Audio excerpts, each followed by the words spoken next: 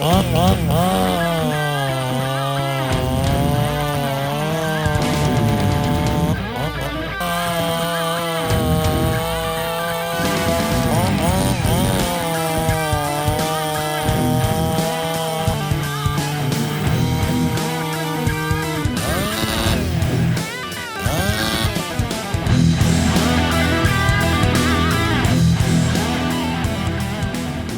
what we have here from Aaron A. Lynch. And I didn't have any Stihl Pattern bars, so I had to go ahead and get one. I got this as a Holzfforma bar. This is supposed to be a 28-inch bar and 3 chains. It's the 3-chain package where they do the ripping chain, the full comp chain, and the skip tooth chain. I got this off of eBay from Husqvarna, or I don't know how to say their name. I paid after tax for the 28-inch Stihl bar pattern. It was $90 basically after taxes shipped to me in Oklahoma. So I'm just curious to see how this is packaged, because I've never, well, the last time I bought anything from Holzfforma was quite a while ago from China. And this shipped from the United States. Got it very, very quickly. Guys, this saw is awesome. This is the first appearance on the channel. Curious to see how this comes. In the post on eBay, it shows like boxed chains, and this makes a lot of sense how they shipped this. This is actually really nice. Again, this stuff is not super flimsy, so let's see what it looks like here, everybody. This is actually pretty nice packaging. I did pay for this. I paid for everything regarding this saw. Everybody, I think we're at like 5,800 subscribers right now as I'm opening this up. Mind blowing. Thank you. Thank you.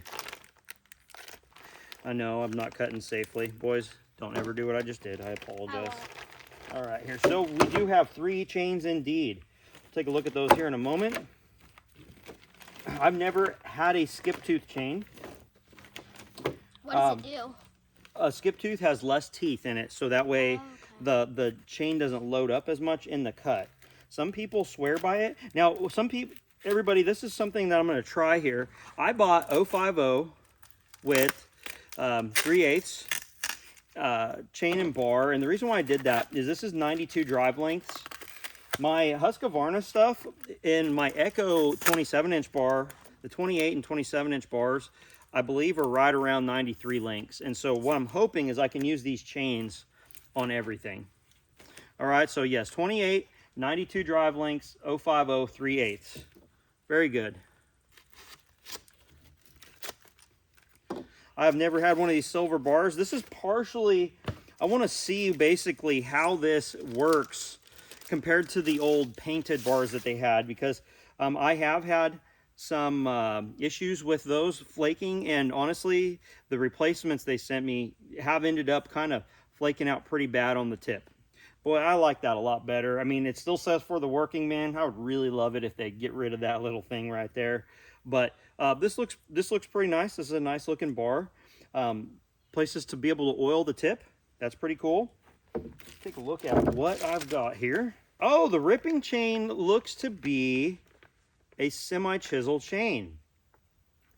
I'm not sad about that, everybody, actually. I am totally not sad about that. What I'll do with this is I'll actually file this to the angle. I won't use this for ripping. That is cool. I like that. So the semi-chisel, that's what they're calling the ripping chain. I would say that the edge, everybody, is actually a little bit less than stellar on this. There is a visible burr, and it almost, it's not used. It's certainly not used. It's ground. But anyway, it's definitely not as clean as their full chisel chains are. That's for certain. All right, let's take a look at this one here. What is this? This looks like, I'm guessing, boy, this is a test right here. I've never really had my hands on full comp versus semi. Okay, yeah, that's a skip one. Oh, that's interesting. Okay, so we got full chisel, and then we got the skip tooth, and we got full chisel here. So same cutters, just less frequent cutters. I think this is going to cut wonderfully.